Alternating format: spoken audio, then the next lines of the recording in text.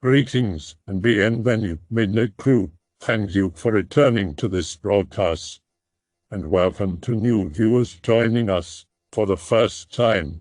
If you like a video, then feel free to subscribe. Alright, X, let me give you a story about something freaky that happened in Innawoods on a farm about 5 years ago. I was 17-year-old farm boy. Our place was about a mile from our nearest neighbor and 10 miles from the nearest town. My parents had taken a trip with my aunt to Vegas for a week and left me to run the place with the dogs. There had always been some weird stuff going on around the farm. Animals going missing, animals turning up torn up, weird tracks, etc. Dad and Grandpa always told me it was coyotes, but after I had gotten a bit older, they had told me there had also been sightings of bobcats and mountain lions back in the area for the first time in over 50 years. But the Department of Natural Resources boys would never admit to it, even with trail cam footage of them. I had been taking nightly walks for a couple of years, but never farther than the big lamplight would show. One night I started walking and went away from the farm and the light. It was a full moon and there was fresh snow on the ground. Everything was clear for miles and you could see like it was almost daylight, and something possessed my dumb ass to go out there in the middle of winter by myself.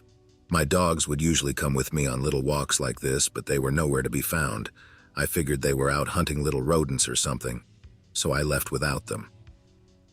I walked the path along our empty cornfields and down the path that led to our pasture. It was about a quarter of a mile downhill walk. Down in this pasture there is a canyon and a creek that runs through the whole thing, from our end of the property all the way to the next county. Inside of this there is a pretty sizable forest with huge old trees all the way down. It was one of those places that was perfect to grow up near. I spent a lot of time down there throughout my life and never really had anything out of the ordinary happen. I had my headphones in and was listening to some Hammerfall. Just enjoying how cool everything was and how lit up everything seemed, even past the tree line. I figured me being just over 6 foot tall and an overly cocky weightlifter, I didn't have anything to worry about out there. So dumbass me went down next to the creek bed in the middle of winter alone and unarmed. Mistake number 1. I followed the creek for quite a ways until I ended up at a part of the bed where the banks and walls of this little canyon were angled to climb up and there weren't any paths out. I stopped for a little bit and watched the moon and stars, just admiring it all.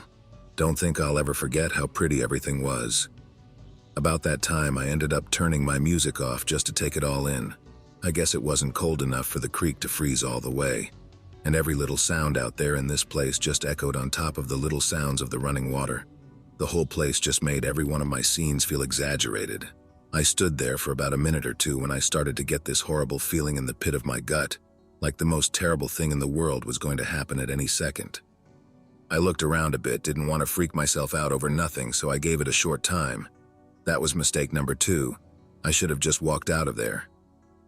At this point, I started to hear something moving through the snow and brush on the other side of the creek. I'm pretty sure if it had been any other time or place, I wouldn't have noticed it. It was so damn quiet besides that little trickle of water. I started to look around and spotted a little bit of brush moving a few yards from the side of the creek bed. The only sounds were those exaggeratedly amped up steps, causing the thin coat of ice to crack and snap on the long grass near the shore. I won't lie, every horror story and terrible thing I've ever heard about ran through my head, and I ended up just being stuck there, unable to move away while this thing continued to creep out along the bank. I hadn't even seen it, and suddenly I just had the worst fear I'd ever had in my life to this day. Finally, this thing came out, and by God, I almost pissed myself. This big black dog-looking thing came crawling out near the creek on all fours. It was so big I don't know how the hell it had moved so quietly. It kept walking along in the open before it stuck its muzzle down in the creek and started to drink. I just stood there glued to the spot. The whole place seemed to get darker with every second. About this time, I felt the cold for the first time that night while this chill ran down my spine. Stupid me shivered. Mistake number 3. I had big copper buttons on my coat, and a couple of them brushed against each other. It had to be such an insignificant sound, but down there it seemed like I had hit a tin roof with a hammer. This thing perked its ears up and raised its head to look at me. God, its eyes. I've never seen anything that green before. We stared at each other down for a few moments and then this thing growled. At this point I finally snapped out of it and began to back away, trying to get back out of this boxed-in space and away from this thing. This thing started to bare its teeth and growl more aggressively, and then I shit you not, it stood up on its hind legs a bit, raising its front paws up to its sides. Only they weren't paws, they were like hands. I thought I was going crazy or something, but I kept slowly backing off, every step getting me a little closer to the path leading out of the canyon and creek. But even then, I still had a long way back to the house. This thing just kept watching me like it wanted me to just back away and leave for the first few steps. Then it started walking along the other side of the creek, matching my pace, just slowly stalking me out. I was breathing heavily, but somehow managed not to lose my head and run. I think if I had done that, I wouldn't have made it out. Finally, I made it to the open area, just had to get up this little hill, then make it across the pasture. Then it was only a quarter of a mile up another hill to home. I didn't turn my back on this thing and continued to back my way out and up the hill. This thing didn't seem to want to cross over the creek from the position it was at, but it kept walking about the time I made it to the top, and was looking down at this Dogman thing. It had made it to a more shallow spot down at the creek bed and began to cross. At this point, I knew I had to pick up the pace. I finally turned and began to quickly walk to the pasture gate as quickly as I could. I scrambled over the gate and looked back again. It was at the top on all fours again, still watching me with those eyes and teeth. All that was between me and this thing was a barbed wire fence, a panel gate, and 20 yards. That's when I heard the best sounds I've ever heard in my life. Loud padding coming across the field. All three of my dogs were coming full speed down the hill, raising hell. I looked back and this thing turned and stalked back down the smaller hill. I figured I was in the clear and took off like a rocket. I ran a quarter mile in nearly 4 inches of snow in winter gear. I passed my dogs on the way up, and they didn't stop or turn to meet me. They just bolted down the way after this thing. What felt like an hour of running up this hill. I made it back to my home and almost passed out on the floor. I locked the doors and ran to grab something to defend myself. I figured that my hunting knives weren't going to cut it, so I went to the gun safe. The only guns in the house are my great-granddad's old double-barrel 20-gauge, a 22, and an old pump-action Remington 36 pump-action with a box of 40-year-old ammo that had a horrible jamming problem. I grabbed the shotgun and loaded 2 shells before shoving a couple of fistfuls into my pockets. I just sat there in the kitchen with a death grip on this gun for hours before I finally heard my dogs barking outside the house. I looked out the window onto the porch and saw all 3 of them without a scratch. I dropped down onto my ass and cried like a child. Not sure what to think, I didn't want to go out there again, and I didn't until the next morning. I stumbled out the door with the gun and looked around. My boys came up panting with their tails wagging, and I loved on them and petted them until my body was numb from the cold. I made sure they got some hot meat that night as a thank you. I've seen this thing a few more times than this, but this was the first time. The only people who know about this are a couple of my closest friends. Hell of a story. I don't live on the farm anymore at the moment, but that thing turned what was my little retreat into a nightmare. That is my story X. There are terrible things out there, even in places you wouldn't think there would be. I'll make this one short because the encounter was short. Full moon again near the house. Had a couple of good buddies over, had some beers but were nowhere near drunk. Eventually we want some air. Go outside and start to walk our long driveway and down the road. We live alone on a gravel road and there's nothing but cornfields on both sides. 2 deep ditches and some trees and tall weeds. We make it down the road about a mile in total and start to head back. Make it about halfway when the growl sounds to the right in the ditch. I remembered to bring a gun this time. Hear something charging from the ditch and turn to see a large black mass heading right for us, bang bang. Unload 2 20-gauge shells in it at close range. Ears are dead, I can't hear. It seems like it arches backward and flips onto its front before scrambling off the road and into one of the fields next to us. I reload and we book it up the hill. At this point, I also owned an old Mosin and a 12-gauge pump. Broke out the ammo and guns and waited out the night with all the lights on. There is this thing in the country I live called nest watching, when basically you are guarding a place in the middle of nothing that hosts a lot of near-extinction bird nests from idiot tourists. It's not like there would be so many people around, but sometimes an occasional idiot can turn up and hurt poor birdies. It is also kind of relaxing, living in a hut in the forest for a few days and not giving a damn about the world. This is also a kind of community volunteer thing, so no pay or whatsoever. I get there on a late autumn afternoon, parked my car at the foot of the hill and walked up to the hut. There are claw marks on the bottom of the door, probably foxes. I checked if everything is in place. The whole cabin is like 4 by 3 meters, so nothing can be lost in there. I looked at the checklist on the cupboard, info on what the last inhabitant left there.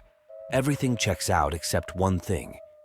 List says there should be 1 pack of toilet paper, but there are 2. Whatever. At least I can have diarrhea. It's night since it took me some time to get uphill.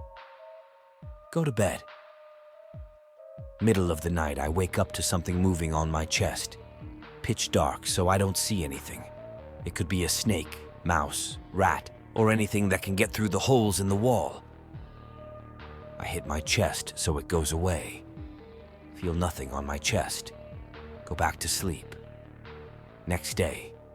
Goes without incident, however. On the way back from my morning patrol, I fell into a mud pool. My left leg got stuck in the mud and left my shoe there. Damn it, I liked that shoe. Spend the rest of the day reading books to kill the time. Following morning. I wake up and look at the door. My shoes are there. Both of them, at least I thought. Go check them. Both are right. What the heck is going on here? Go out bare feet and chop some wood for the fire. It's all nice and warm. I make a cup of tea. Something feels off, so I check around the cabin. Nothing. Get back and see that there is only 1 shoe. Am I going crazy? At this point, I was a bit freaked out, so I drank my tea to calm my nerves. And that's when I saw it. The previous day, I threw my muddy shirt over the chair. And there is another shirt that looks exactly like that on the floor next to the chair. There is no way somebody else has a shirt like that because I was the one that made that shirt. It is 100% unique, and yet there is one right next to it. Even the mud stains are in the same place. I look at the fireplace. I left the door open. I grabbed both of the shirts and threw them in the fire with a quick move. About to slam the door shut, when something jumps out of the fire with the sound of 1,000 rats squeaking. It's burning, but I can make out the basic shapes of it. It looks like a big spider, but with 10 legs, and looks like it is covered in thick fur. It runs around the hut, then leaves through a window and disappears into the forest.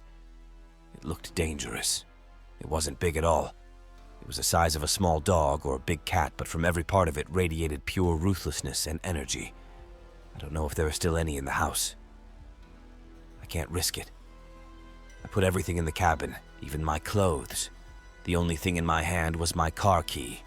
Set the house on fire and run to the car, butt naked and freaked out as hell. Got home safe and sound. Told the guy that owns the cabin that it was struck by lightning. I hope I did the right thing. Real shit, no BS. At a job corps in the sticks. Talking with others in a group on a b-ball court next to the woods. See a shadow of a person leaning out from behind a tree a ways out. The moon is bright AF in the country, and it was a full moon, so everything was well lit. It goes back behind the tree. I asked the guys if anyone saw that. I was the only one who did. They think I'm just screwing around with them. I tell them I'm not, then go out after it to prove that something is there. I'm making my way out to the tree it was behind, getting more and more nervous. I creep up to the tree and look behind it. Nothing there. I didn't see anything move from behind the tree on my way there. So WTF? Then I see it again, further into the woods, and away from everyone else and the lights. I tell the guys I see it again. It's further out. They can't hear what I said. I turn in their direction and repeat what I said. Then I feel the hair on the back of my neck standing up, like whatever it was waiting for me to turn my back. And when I turn around, it's going to be right behind me. Actually, I'll turn around and be nose to nose with it.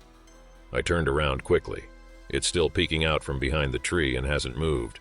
I start on my way out to it, out of morbid curiosity or something, before I realize that it's actually trying to get me further out into the woods.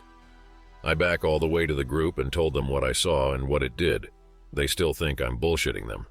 I never was and still ain't. I have a couple other real-life instances I can post if anyone's actually interested in hearing things that isn't made up. Okay, people are interested. I was about to go to sleep. Good thing I checked back. So, no BS, round 2. Stationed at an army base in Germany. After the job corps, obviously. We jog the perimeter every morning. We jog past woods that are on post regularly. Every time I pass this one spot, I keep feeling the compulsion to look into the woods. I don't know why. I have been going for walks at night for years, and I don't stop now. I started going for walks at night on base because I'm still unfamiliar with off-post. I always listen to music on my portable CD player. This is before iPods and such. Feel real peace and freedom in being out at night on my own. At first, I take a straight out and straight back route. After a couple nights, I start wandering further out until I'm walking half the path we jog. I start walking all the way out to the place where I pass by and feel the urge to look into the woods. First time I do this, I get that feeling where I'm being watched again. Hairs on the back of my neck standing up. I keep my eye on the woods and keep throwing glances behind me as I walk. Keep going, continue back to my room. Decided to go out again the next night, partially out of curiosity, partially because I don't like being made to be afraid. Same feeling as I pass the spot. Repeat for a week or so. The feeling gets more intense each time I pass that one spot. Finally, I decided to be proactive about whatever it is. I try to anyway. The next night, I walk up to where the spot is, stop and turn off my music. Take headphones out of my ears and listen. The feeling is intense. It feels like all the hair on my body is standing straight out. I say, "Come out, show yourself." Nothing does. The feeling is still intense as F get a little angry. "Come out." Nothing. Now I lose my nerve because I sense that whatever it is more powerful than I think I am.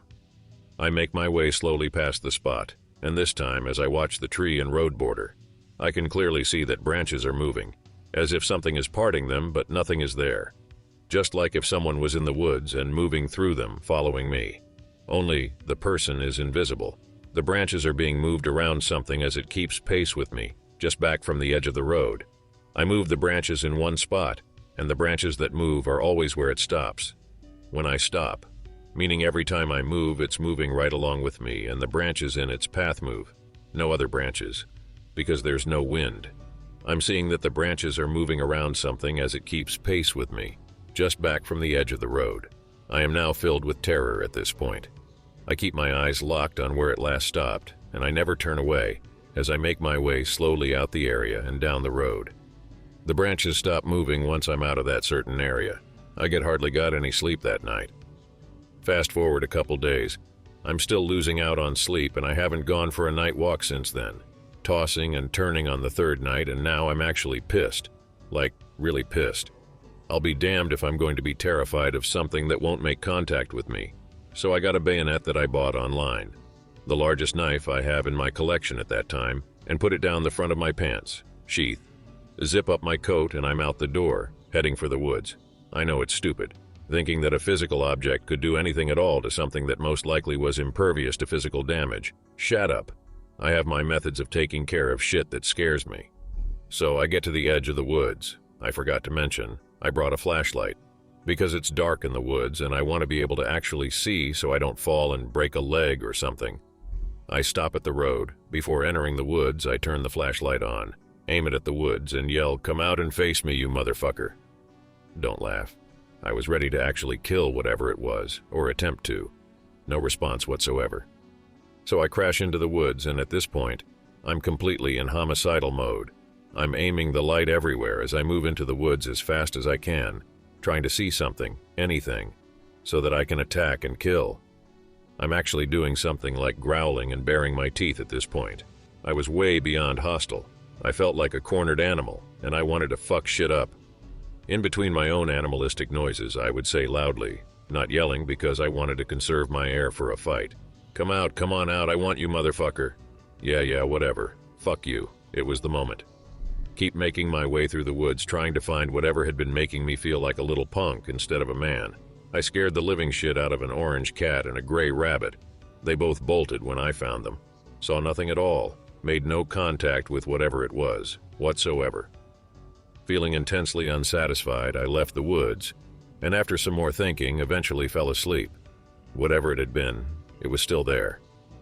I felt it every time I passed that spot. I gave up trying to find it. You would think that I had scared it off since it didn't meet me, but that malevolent presence was still there. It just didn't do anything. It's very frustrating for me because I don't like being afraid of anything. That I couldn't find it and kill it, or come to any sort of conclusion with it whatsoever, was extremely disappointing to me. I eventually gave up trying to communicate or something with it. Then we got deployed and I pretty much stopped caring about the whole thing. I'll never forget it, though. Sorry if the ending disappoints anyone, because nothing was ever solved, but that's all true, at least. Literal old man here. Here's an old one, 89. I live in the cowboy state of Texas. My family lives in a log cabin. Daddy was gone for the week, so he gave me hunting privileges. Excited.jpg. I only hunted squirrels before, the small things. Daddy shot deer for a living. Mama was scared, of course. Black bears were uncommon in our county, but sightings aren't rare. Daddy said he'd gave me a whistle to blow on if there's a dead deer or a black bear. Said they won't hurt you if you don't bother them. They don't like to be startled. Wave as he goes off in the 86 Mazda. My family was poor. We hunted instead of getting things from the market. It was more efficient and less cost-effective for us. Law enforcement on hunting wasn't big in those days, so if you had a heartbeat and a steady eye, you could be shooting. Didn't live too close to people anyway, so there wasn't much of a worry. Was 9 years old at the time. First day out hunting, wave Mama bye, and head out into the forest at 10 p.m., would be hunting until noon and wouldn't be too far from the cabin. Mama would be preparing for dinner, and that'd be my cue to come back. I'd look to see if the moon reached its height, then I'd head back north to our cabin, bringing in fresh hunt. First 15 minutes ain't that bad. Got a little spook, should be expected, but I'd hunted before at night with Daddy, so I got over it in a few minutes. Sitting next to a tree, waiting for something to pass by. Nothing to my right, turn left and freeze. This scrawny, pale, white little thing is looking straight back at me. Thought it was a wolf at first. Thing looks inhuman. Well, it did look human, but it was so thin, and its jaw hanged like it had a weight on it. Its mouth had a cleft down the middle the size of an index finger. Don't know if I should shoot it or haul ass, so I sit there for a bit, staring back at this scrawny, bony, pale little thing. Sat there for about 5 minutes looking at this thing before I pushed my legs up against the tree and stood up. I got a solid look at its eyes. The pupils were wide, so wide. Matter of fact, the whole socket was pure black. Standing up, it's crouching down and half my height, shaking like bloody hell. Don't want to startle the thing by crying, but I get really, really close. I adjust the rifle in my hands. It stands up. That's when I decided to haul ass. Moment I start moving, I hear the scrawny thing chasing me. I was firing blind shots into the dark, hoping for a hit. Around the third shot, the footsteps stop. Fire off 2 more shots in the dark before realizing, stop and take a breather, scared to see if I killed it or not. I have to return with a hunt, or we ain't having supper tonight. Turn, the thing is gone, on seizure point. Like I just got out of a bath of ice water, I am shaken to my root. Hope and pray I didn't scare any deer in the area. Take a few steps forward, see blood on the ground, footsteps next to it, trailing off east. Let out the biggest sigh of my life, hear a groan, whip around so fast I nearly knocked myself out. It's a deer. The thing had gotten shot in the crossfire. Breathing is heavy. First night hunting, and I've been completely shaken. Daddy never taught stories of scrawny little things in the woods chasing you and looking at you. Put the old Garand against the deer and pull the trigger. Made it home with supper. Mama gave me a hug and said she was proud of me. Said she heard the shots and got scared. The rest of the week was normal. Got some good kills in. Daddy came back the next week and we hunted together. Got fresh kill, but never saw the scrawny, bony, pale white thing ever again. Didn't tell Daddy, not even at his death. About a decade and a half ago, early teens. At a summer camp with my cousin in the middle of nowhere, Russia. Summer camp is on the edge of a lake. Part of the camp involves instructors taking you out on a rowboat in pairs of 2 or 3 with minimal camping supplies and tossing you out at random points along the waterfront where you set up camp and stay alone for 2 to 3 days at a time. When the 2 to 3 days are up, they come back for you by rowboat to pick you up. Paired up with my cousin, we get dropped off at the very edge of a very overgrown woodsy area that continues into a swamp. So overgrown that it is difficult to move around in, and the boat cannot get that close to the shore and continue along the water in that direction. We found a small clearing and set up camp. The first night goes by okay. The second night comes pitch black and we're sitting around a campfire at maybe 1 or 2 a.m. I didn't have any way to tell the time, so I was just guessing. Hear loud snapping and crackling of branches about 100 feet out into the swamp. Look up for a second, both shrug and assume it must be some wild animal or something since the noise stops pretty fast. All of a sudden, we see two flashlights turn on in the direction we heard the noise from. Flashlights begin moving in our direction at about the pace of a person walking on normal ground, which would be impossible considering the combination of marsh, bushes, and plant life there. Very clear bobbing and arcing of the lights that makes it clear whatever is moving the light is moving through this uninhibited. Stand up, start shouting out at the light asking who is there. No response. Lights leave the marshy area and hits dry ground, which is still very overgrown and impossible to walk through. About 50 feet out and keeps going. We start freaking out and throwing rocks and twigs and whatever we could find at our feet into the woods.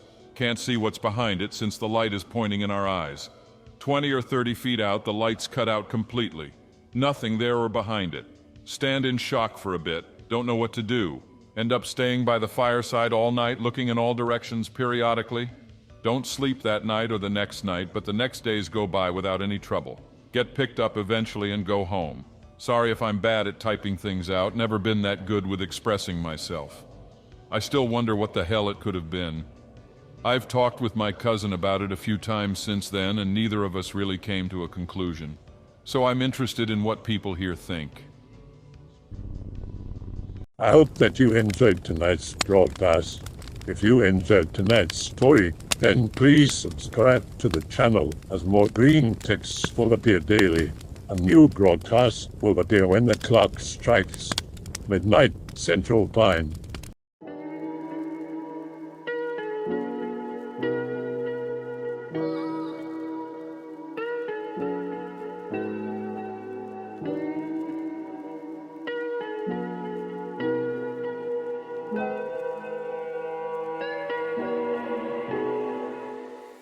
Remember to check the Odyssey and Rumble pages for separate archives of previous broadcasts.